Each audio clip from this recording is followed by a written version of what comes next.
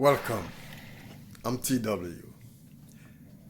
In the Gospel of Thomas, the first verse, it said, this is JC saying this, whoever finds the interpretation of these words will never taste death.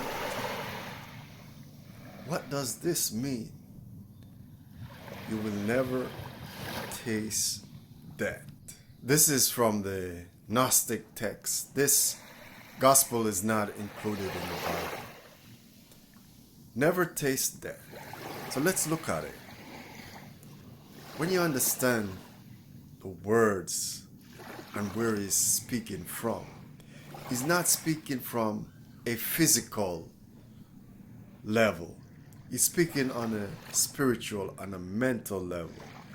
The spiritual life does not belong to the physical realm. Because when you become a spirit, you're not a physical thing anymore. You're on a different level. You're on a higher plane than the physical plane where existence belongs. Because on the physical plane, that's where death, birth belong. And if you're not on that plane, if you find out what is real within you and you're not on that plane and you realize you're not physical and you're not anything material, then that's a great discovery for you. You will never taste death in that sense. The physical stuff come and go. What is born gotta die. But that doesn't come into existence, which is behind the scene, a solid foundation of everything that exists. I don't care what name you give to it. Some people say it's God, they call it the way, they call it all kind of different name in different culture, in different religion. But the foundation that's there, that create the universe, if you come to know that, eternity itself, if you come to know that, then you become that, because you realize that you're a part of that, and that part of you is the real part, and that part will never see death. So that's why he's saying, if you find the interpretation of these words, you will never taste death. So if you understand what he's saying in the Gospel of Thomas, you have moved on to the next level, and you will never taste death, because you're not a physical thing anymore. You're a spiritual thing. You will realize you're a part of the force that creates the universe. You are the real part of you, the part that's observing the creation process within you, the part that's guiding and making the decision whether to accept a thought or not to accept it, the part that see everything that's going on within your own mind. That's the real part, and that's the part that's not a physical thing that you can hold on to or even see. When you come face to face with eternity itself, it take a hold of you, and you don't want it to let go either, because here is where you find your freedom. And this is the closest you will ever get to the Creator while you're in the flesh. Because the flesh cannot enter this place really. It's only on a spiritual level you can enter this place. Just like Jesus Christ say, you got to be born again to enter into the kingdom of God. So this is that place. In verse 2 he said, whoever search must continue to search until they find. And when they find, they will be disturbed. And then they will marvel and then they will reign over all. Huh. Yeah, reign over all. So, what is saying here? Don't give up in your search to find what's real. As I say, they put a lot of name to this, but what's real, you cannot find it on the outside of you. It's on the inside of you, what's real. And when you find that and recognize what it is, then you will be disturbed when you find what's real within you. And then after that, you're gonna marvel because you realize, hey, this thing and me is one. We're both on a spiritual level, and I'm a part of this thing, and this thing is a part of me. And then you realize that you have the power to decide your own destiny. You have the power within you when you realize what you really are. Because you're the one who is dictating what happened in your life. You're the one who is dictating what you bring out into existence. You're the one who is dictating what kind of road you take and what you want to succeed in. Once you realize what you are and who you are, and this is, as the Egyptians say, know thyself. This is knowing yourself, or know thyself. This is verse 3, and this one is really deep. This one is really deep. And this is what he say. This is verse 3, the Gospel of Thomas. Here Jesus is saying, if those who lead you should say to you, the kingdom is in the sky, then the birds will precede you. The birds will get there before you. If they say it's in the sea, the fishes will precede you. The fishes will get there before you. But rather, the kingdom is within you and outside of you. And when you know yourself, you will become known, and you will realize that you are a child of the living Father.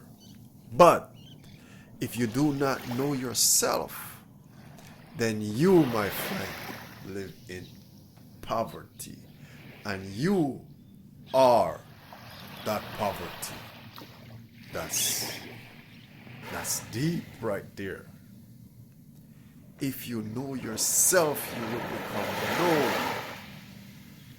Whether it's the rabbi guiding you, or the mullah guiding you, or the preacher guiding you, whosoever guiding you should say it's anywhere else than inside of you, then whatsoever control that domain will get there before you. But rather it's within you. Within you. So he's saying the kingdom is within you. And when you know yourself, you will become known, and you will realize that you are a child of the living Father. A child. And he is your Father. And remember, as a child, you're looking at what your Father is doing. That means you are from God, and you are one with God, Father and Son. So that's why when Jesus is saying, I and my Father are one, he knows exactly who his Father is. Because if he didn't know that, only people who know something like that, or come to know themselves, can say something like that. Because once you know yourself, you can see that you're made from the same energy, or from the same force. It's the same force that's running through you and moving the universe. It's the same force that's moving you. And once you come to that understanding, come to that level of understanding, then you know that exactly you're one with the most powerful force in the universe. And that force is the force that creates everything, including your flesh that you're sitting in. And if you do not know yourself, then you live in poverty. And you are that poverty.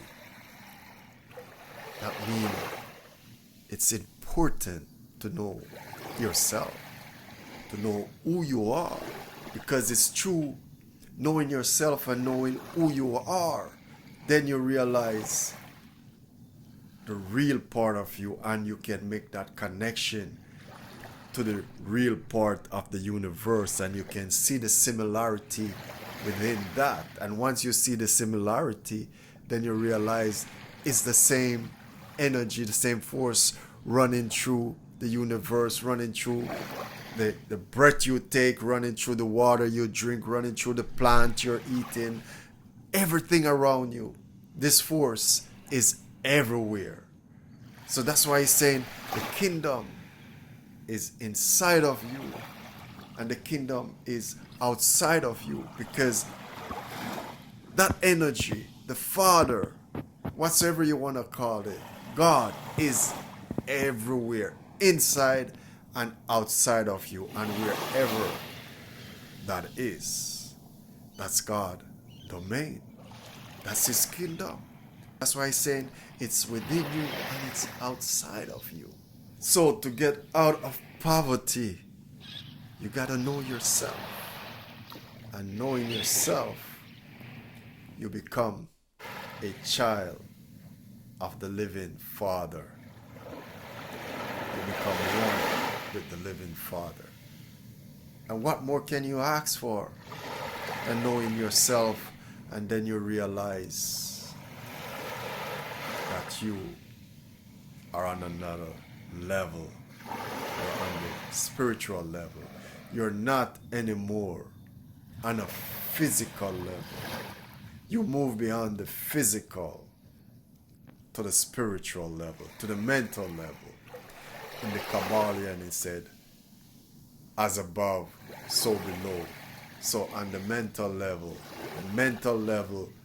is reflecting on the exterior. So what you see on the exterior is just a mirror image or a shadow of the spiritual level, the mental level. The Gospel of Thomas is filled with these kind of saying, these deep saying where you got to go deep within to see exactly and pull them apart to see the meaning. The meaning is not on the surface of it.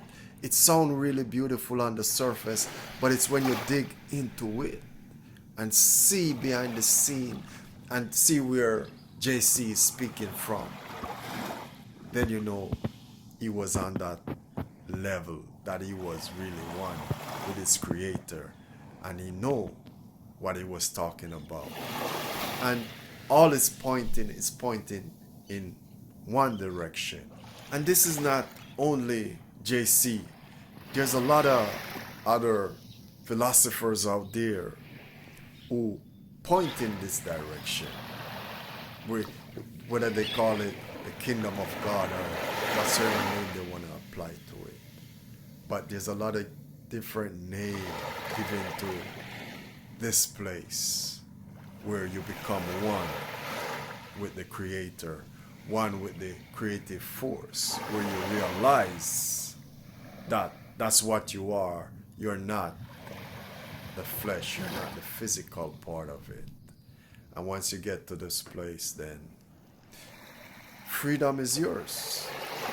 Yeah, so this is verse 7. This is the Gospel of Thomas, verse 7.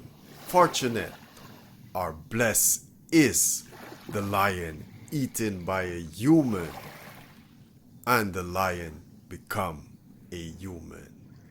And cursed or unfortunate is the human eaten by a lion, and the human become a lion. All right, okay, let's switch it up a little bit and change the word from lion to thought or idea. All right, blessed or fortunate is the idea or the thought eaten by a human, and the thought or the idea become a human. Or curse or unfortunate is the thought or idea eaten by a human, and the human become the thought or the idea. So you see, one of them here is at the end in control of the other. So the idea which is in control of you, that's not a good situation. But if you who gain that thought and gain that idea, and you are still in control of that idea at the end, then you are fortunate, you are blessed. But if that idea is just dragging you everywhere, and you're not in control of that thought, or you're not in control of that idea, then that's unfortunate. That means if that idea is no good and it's a liability, then it's a curse for you. If the idea or that thought is not an asset, then you're in big trouble. You are blessed if you eat the lion and the lion become you, but you're cursed if the lion eat you and you become the lion. When a thought comes in and the thinking process, and you gain the idea from that thought, and if that idea consume you in the end, then that's no good for you. But in the end, if you are in control of that idea, then you're a blessed person. But if the opposite, then that, if the idea is bad, then that's a curse. Look, we'll go through some of these texts, and I'll go through the Gospel of Mary Magdalene. That's a beautiful one. I'll go through some verses. Tell me what you think below. Comment what you think below. Like and subscribe. Remember to bring some clarity and awareness to your creative space. 10 to 12 deep breath can get you started. Comment, like, and subscribe. Blessing be with you always. Peace.